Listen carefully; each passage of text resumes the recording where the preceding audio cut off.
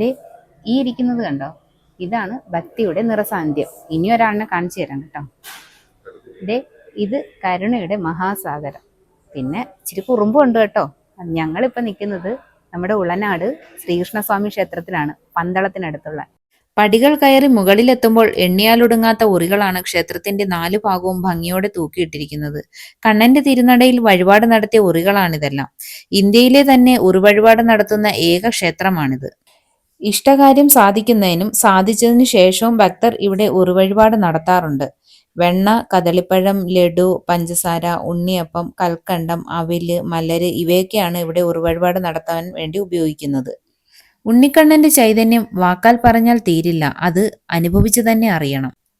ഉറിവഴിപാടിനുള്ള ചീട്ടാക്കിയതിനു ശേഷം കയറും കലവും എടുത്ത് ജീവനക്കാരന്റെ കയ്യിൽ കൊടുക്കുമ്പോൾ ഉറി ഉറപ്പിച്ചു തരും.